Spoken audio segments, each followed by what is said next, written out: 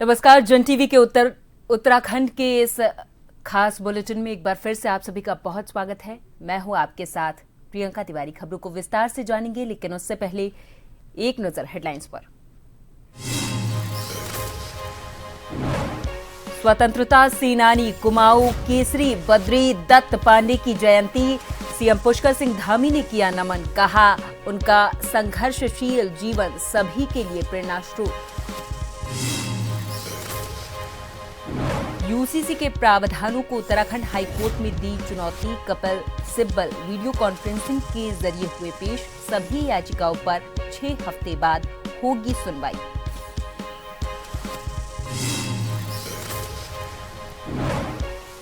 देहरादून में जिलाधिकारी ने शुरू की नंदा सुनंदा योजना। बेटियों के सपने होंगे साकार। 30 बालिकाओं का किया चयन। इनमें से 6 को जल्द सौंपेंगे चेक। उत्तराखंड में 4 धाम यात्रा की तैयारियां। केदारनाथ बद्रीनाथ में पार्किंग की समस्या पर फोकस। डेंजर ज्वाइन पॉइंट पर पुलिस होगी तैनात।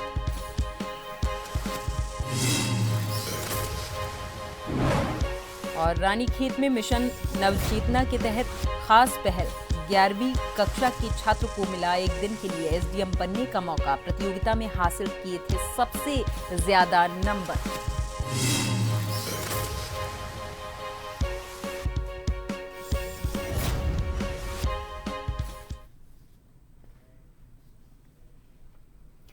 और अब खबरों को जानेंगे विस्तार से। मुख्यमंत्री पुष्कर सिंह धामी ने महान स्वतंत्रता सेनानी, कुली बेगार आंदोलन के सूत्रधार कुमाऊं केसरी बद्री दत्त पांडे की जयंती पर उन्हें नमन किया है। उन्होंने सोशल मीडिया एक्स पर पोस्ट कर श्रद्धांजलि दी और कहा कि बद्री दत्त पांडे का संघर्षशील जीवन हम सभी के लिए प्रेरणा स्रोत है।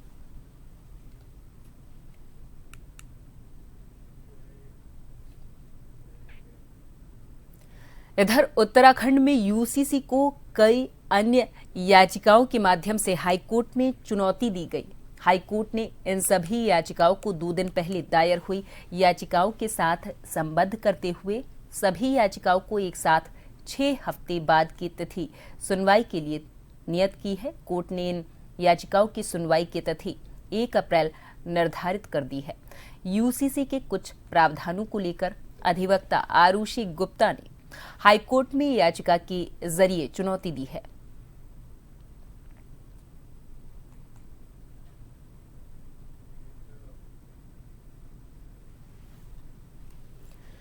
तो यूसीसी को कई अन्य याचिकाओं के जरिए चुनौती दी गई है। कई धर्म संगठन समुदाय के लोग यूसीसी के विरोध में आ गए हैं। राजनीतिक बयानबाजियां भी शुरू हो गई हैं। आरोप प्रत्यारोप लगाए जा रहे हैं और ये कहा जा रहा है कि लिव इन रिलेशनशिप जैसी जो आजकल की प्रथा नवयुवतियों ने बना रखी है, उसकी वजह से हमारी संस्कृति धूमिल होगी, हमारी संस्कृति दागदार हो जाएगी। इसकी वजह से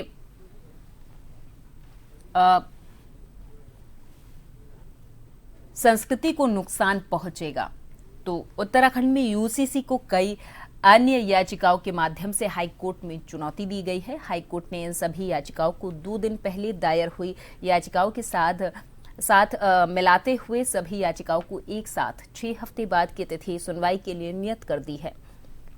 अब सभी याचिकाओं पर 1 अप्रैल को सुनवाई की जाएगी। इस मामले पर यूसीसी, जो कि अभी हाल ही में जनवरी के आखिर समय में लागू किया गया उत्तराखंड में, और इससे ये माना जा रहा था कि अब उत्तराखंड देश का वो राज्य बनने वाला है जो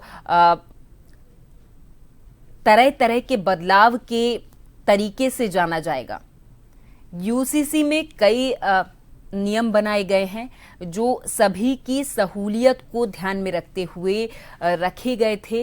ये बिल जब लाया जाने वाला था उस समय भी इसका विरोध किया गया था, लेकिन ये माना जा रहा था कि देश का ऐसा पहला राज्य उत्तराखंड होने वाला है जब यूसीसी लागू हो जाएगा और कई विभिन्न तरीके के बदलाव इसमें नजर आएंगे। हालांकि यूसीसी जब लागू किया गया उस समय भी इसका विरोध किया गया था और अब जब लागू हो चुका है और काफी समय बीत चुका है, 12 से 15 दिन यूसीसी को लागू हुए हो गया है, अब विभिन्न समुदाय संगठन के लोग इसका विरोध कर रहे हैं। भाजपा सरकार को आड़े हाथों लेते हुए सभी ये कह रहे हैं कि ये कहीं ना कहीं उत्तराखंड की संस्कृति को धूमिल करने के लिए कानून लाया गया है।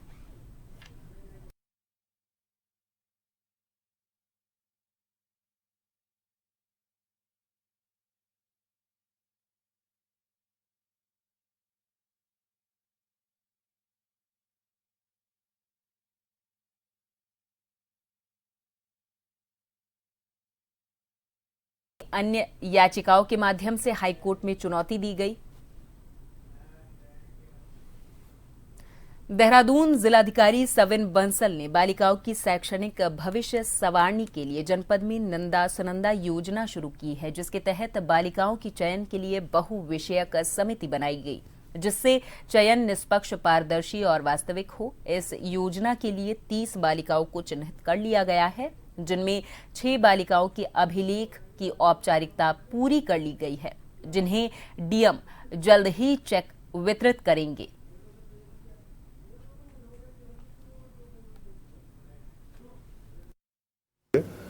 डिस्ट्रिक्ट में एक प्रोजेक्ट शुरू किया गया है नंदा सुनंदा माता के नाम से, जिसमें इन सभी बालिकाओं को ड्यू चयन करते हुए इसके लिए हमारी एक विधिवत समिति गठित की गई है। और जो एप्लीकेशंस जनता दिवस में, बहुउद्देशीय शिविरों में या वैसे भी हमारे कार्यालयों में जब लोग हमसे यहाँ पर मिलते हैं, सीडीओ से मिलते हैं, तो उनका चयन विधिवत हो, उनकी बैकग्राउंड के अकॉर्डिंग हो, और जहाँ पर उनको फीस की आवश्यकता है, वो कोई भी पढ़ाई करना चाहती हैं तो डायरेक्टली फीस इस प्रोजेक्ट से स्पॉन्सर की जाएगी। और उद्देश्य ये है कि हम ज़्यादा से ज़्यादा बालिकाओं को इसमें एम्पावर कर सकें, सुदृढ़ कर सकें। उत्तराखंड में इस साल 30 अप्रैल से चारधाम यात्रा की शुरुआत हो रही है। यात्रा के सफल संचालन के लिए तैयारी भी अभी से शुरू हो गई है। इस बार यात्रा में श्रद्धालुओं के लिए कई अहम सुविधा देने की तैयारी है। खासकर यात्रियों को आने जाने में दिक्कत ना हो, इसके लिए केदारनाथ धाम की तर्ज पर यमुनोत्री धाम में भी हेली सेवा शुरू करने पर विचार चल रहा है। इसके लिए उत्तराखंड नागरिक उड्डयन विकास प्राधिकरण ने अपनी तैयारी शुरू कर दी है।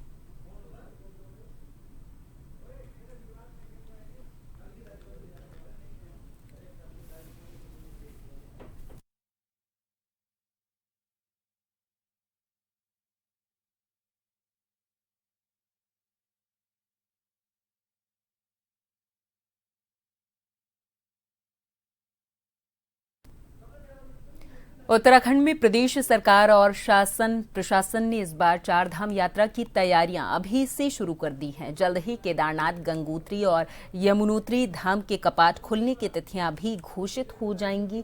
अभी तक बद्रीनाथ धाम के कपाट खुलने की तिथि तय हुई है। बद्रीनाथ धाम के कपाट आगामी 4 मई को सुबह 6 बजे विधिवत पूजा अर्चना के साथ आम श्रद्धालुओं के लिए दर्शनार्थ खोले जाएंगे। चारधाम यात्रा को लेकर अब पर्यटन विभाग ने भी अपनी तैयारियां शुरू कर दी हैं। देखिए रिपोर्ट।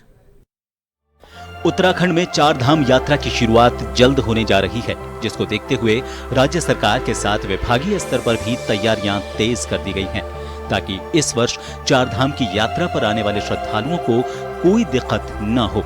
चारधाम यात्रा की तैयारियों को लेकर पर्यटन सचिव सचिन कोरवे का कहना है कि चारधाम यात्रा के तहत जो भी काम विभिन्न विभागों द्वारा किए जाते हैं, उनकी तैयारी विभागीय स्तर पर शुरू हो गई है और जहां पर ट्रैक रूट खोलने की जरूरत है, उसके लिए 15 मार्च से टीम मोबिलाइजेशन शुरू कर देगी। साथ ही विभागीय स्तर पर बैठकें भी शुरू हो गई हैं। और जो हमारे चैत्र नवरात्र है, उसके प्रथमा और तृतीया को हमारी गंगोत्री और यमुनोत्री के जो धाम हैं, उनके कपाट खुलने की तिथि आ जाएगी। उसके मद्देनज़र जो विभिन्न विभागों द्वारा जो काम किए जाते हैं एसओपी के माध्यम अंतर्गत, वो काम ऑलमोस्ट विभागीय स्तर पे शुरू हो गए हैं और जहाँ तक ट्रेक रूट्स खोलने का सवाल है, विशेषकर केदारनाथ वगैरह या बद्रीनाथ का भी जो रास्ता है, तो उस संदर्भ में 15 मार्च से टीम मोबिलाइजेशन शुरू हो जाएगा। और जो प्रिलिमिनरी लेवल पे जो तैयारी के लिए जो बैठकें वगैरह है वो विभागीय स्तर पे शुरू हो गई है। उत्तराखंड में होने वाली चारधाम यात्रा में पिछले वर्ष श्रद्धालुओं की भारी भीड़ और भीड़ प्रबंधन में आई चुनौतियों को देखते हुए इस बार यात्रा से करीब 2 महीने पहले ही ऑनलाइन रजिस्ट्रेशन शुरू करने का फैसला किया है, जिसको लेकर पर्यटन सचिव का कहना है कि ऑनलाइन रजिस्ट्रेशन की व्यवस्था वर्ष 2022 से शुरू हुई है। इसके अलावा यात्री व्हाट्सएप मैसेज या ऑन कॉल के जरिए अपना रजिस्ट्रेशन करवा सकते हैं। सुविधा अन्य राज्यों से आने वाले यात्रियों के लिए भी उपलब्ध करवा दी गई है, लेकिन कभी कभी यात्री बिना रजिस्ट्रेशन के भी आ जाते हैं और जिन्हें टूर ऑपरेटर्स के माध्यम से प्रोत्साहित किया जाता है, जिस कारण क्राउड मैनेजमेंट को लेकर स्थिति विकट हो जाती है। इसके मद्देनजर अब आने वाली उच्च स्तरीय बैठक में इन बिंदुओं पर चर्चा की जाएगी। देखिए, ऑनलाइन रजिस्ट्रेशन की जो व्यवस्था 2022 से शुरू हुई है, ऑनलाइन रजिस्ट्रेशन के माध्यम के अलावा व्हाट्सएप बेस्ड रजिस्ट्रेशन हो या ऑन कॉल करके भी अपना रजिस्ट्रेशन करा सकते हैं। इतनी सुविधाएं हमने इतर राज्यों से आने वाले यात्रियों के लिए भी उपलब्ध करा दी गई है। कुछ समय पे कुछ यात्री बिना रजिस्ट्रेशन के आ जाते हैं और उसमें कभी कभी हमको ये भी पाया जाता है कि कुछ टूर ऑपरेटर ट्रैवल एजेंट्स के द्वारा भी उसको प्रोत्साहित किया जाता है। उस कारण कभी कभी क्राउड मैनेजमेंट के पॉइंट ऑफ व्यू से स्थिति थोड़ी विकट हो जाती है। तो उसी के मद्देनज़र अभी आने वाली बैठक जो होने वाली है उच्च स्तरीय, उसमें इन बिंदुओं पे हम सकारात्मक निर्णय ले लेंगे। इसके साथ ही उत्तराखंड सरकार शीतकालीन चारधाम यात्रा को बढ़ावा दे रही है। दिसंबर माह में शुरू हुई यात्रा में अब तक हजारों तीर्थयात्री चारों धामों के प्रवास स्थल पर पहुंच रहे हैं। प्रदेश सरकार चाहती है कि चारधाम यात्रा राज्य में 12 महीने संचालित हो और यहाँ के स्थानीय लोगों की आजीविका बढ़े।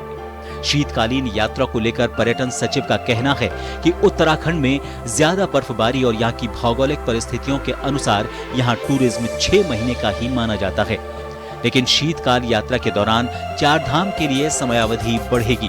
साथ ही साथ यहाँ के स्थानीय निवासियों को आजीविका भी सकारात्मक रूप से मिलेगी। वहीं इस बार की यात्रा ने लोगों को काफी प्रभावित किया है, जो आने वाले वर्षों में और बढ़ेगी। विंटर टूरिज्म के पॉइंट ऑफ व्यू से शीतकालीन यात्रा का महत्व बहुत ज़्यादा है, क्योंकि अब तक उत्तराखंड का टूरिज्म का जो प्रोफाइल है उसमें हमेशा उत्तराखंड का जो टूरिज्म है ये केवल 6 महीने का टूरिज्म माना जाता था, because of so called harsh weather है या स्नोफॉल के कारण है, यहाँ की जियोग्राफिकल जो सिचुएशन उसके कारण। लेकिन शीतकालीन धाम जो यात्रा है उसके कारण ये सीज़न थोड़ा इसका पीरियड अवधि बढ़ेगा और उसके कारण यहाँ के जो लोग हैं, अब जो विभिन्न व्यवसायों से जुड़े हैं यात्रा के, उनके आजीविका पर इसका सकारात्मक असर पड़ेगा। इस बार जो कंसंट्रेटेड एफर्ट्स हुए हैं उसके कारण शीतकालीन जो यात्रा है एज ए टूरिज्म प्रोडक्ट के रूप में, as a pilgrimage religious tourism के पॉइंट ऑफ व्यू से काफ़ी अट्रैक्ट किया है लोगों को। उत्तराखंड में होने वाली चारधाम यात्रा में हर वर्ष लाखों श्रद्धालु पहुंचते हैं, जिस कारण उत्तराखंड की अर्थव्यवस्था में पर्यटन को रीढ़ की हड्डी माना जाता है। जहां सरकार इसे 12 महीने संचालित करना चाहती है, तो मुख्य रूप से 6 महीने चलने वाली यात्रा होती है।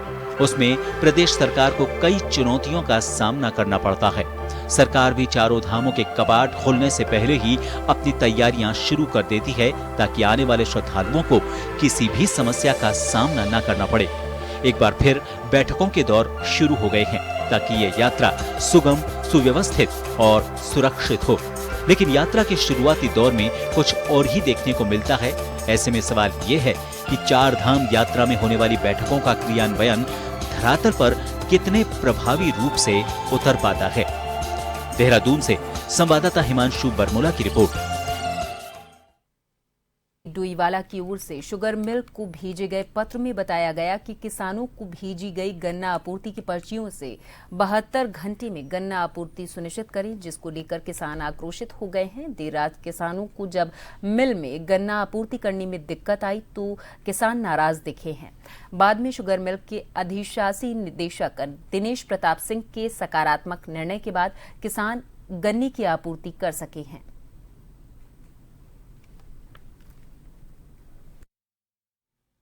जो सरकार की तरफ से ये किया गया कि जो हमारे 3 या 4 पर्ची के किसान होते थे उन लोगों को पूरे पहले पक्ष से लेकर अंतिम पक्ष तक यानी 1 से लेकर 14 पक्षों तक उन्हें साथ में कर दिया गया।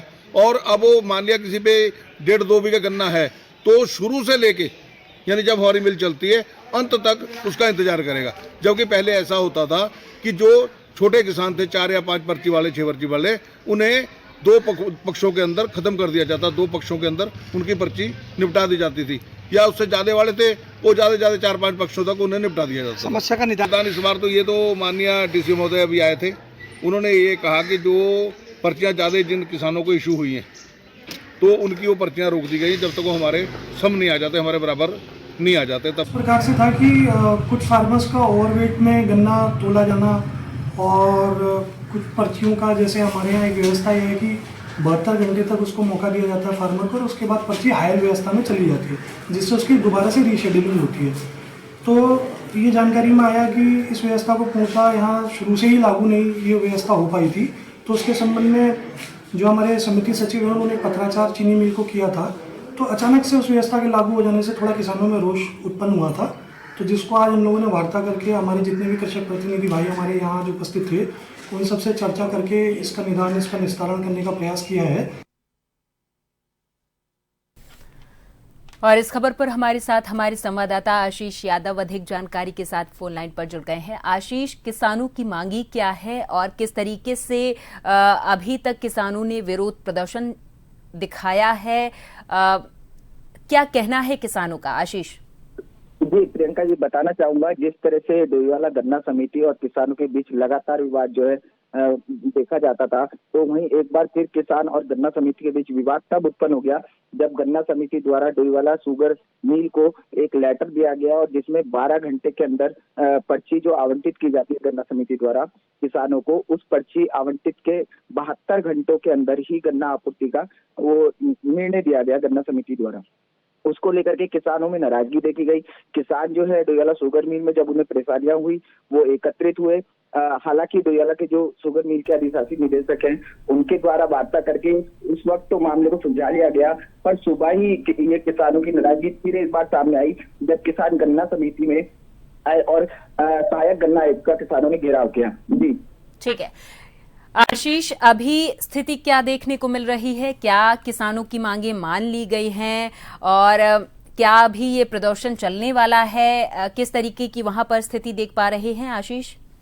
जी, जिस तरह से किसानों ने जो मांगे रखी थी गन्ना समिति में, जो उन्होंने अपनी मांगे रखी थी, गन्ना समिति के जो अधिकारी थे उनके द्वारा किसानों की कुछ बातों को माना गया है और किसानों में और गन्ना समिति के बीच जो है समन्वय बैठा करके आगे जो जिस तरह से कार्रवाई चल रही थी उसी तरह से आगे की पर्चियां आवंटित की जा रही है। और जो कुछ किसानों को पर्चियां पहले से आवंटित की गई है, जब तक वो रूटीन में नहीं आएगी, जब तक वो समिति के जो रूटीन होता है वहां तक नहीं आएगी, तब तक उनकी पर्चियां आवंटित नहीं की जाएगी। एक सहमति किसानों और समिति के बीच बन चुकी है। बहुत बहुत धन्यवाद आशीष, तमाम जानकारी के लिए। नजर बनाए रखिए। तो किसानों की जो मांगी थी वो अभी मान ली गई हैं, जिसके बाद से ही किसान गन्ने की आपूर्ति कर सके हैं। उत्तराखंड के रानीखेत में मिशन नवचेतना के तहत एक खास पहल की गई। सामान्य ज्ञान प्रतियोगिता में जीतने वाली 11वीं कक्षा के छात्र को रानीखेत तहसील में एक दिन के लिए एसडीएम के रूप में सेवा करने का मौका दिया गया है। ये प्रतियोगिता ताड़ीखेत ब्लॉक के स्कूलों में सभी छात्रों के लिए आयोजित की गई थी। इसमें सबसे ज्यादा नंबर पाने वाली को एक दिन के लिए एसडीएम के रूप में सेवा करने का अवसर मिला है। अंकित बिष्ट मटिला गांव के रहने वाले हैं। बता दें कि ये कार्यक्रम मिशन नवचेतना के दूसरे संस्करण के हिस्से के रूप में संयुक्त मजिस्ट्रेट राहुल आनंद ने आयोजित किया था।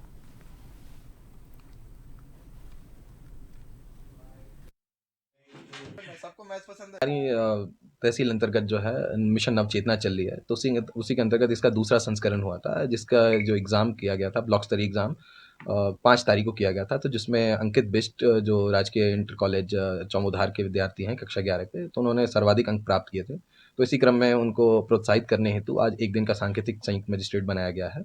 इसके अलावा जो हमारे दोनों सीनियर और जूनियर वर्ग में प्रथम 2 स्थानों पे जो बच्चे आए थे, उनको शैक्षिक भ्रमण के लिए हमने 8 तारीख को जिम कॉर्बेट नेशनल पार्क भी भेजा था। तो उसी क्रम में आज जो उसके बाद उनको आज तहसील बुलाकर सम्मानित किया गया, प्रशस्ति पत्र, मेडल तथा गिफ्ट्स दिए गए। और इसके अलावा अंकित बिष्ट जो है आज हमारे साथ हैं, जो वो एक दिन का हमारी दिनचर्या देखेंगे कि किस प्रकार एक एसडीएम काम करते हैं, किस प्रकार की चीज़ें वो देखते हैं। मुझे बहुत अच्छा लग रहा है क्योंकि ये बहुत गर्व की बात है कि ये एक सिर्फ कुर्सी नहीं है, ये एक बहुत बड़ा पद है। आगे मेरा IIT JEE के लिए एग्ज़ाम देने का विचार है।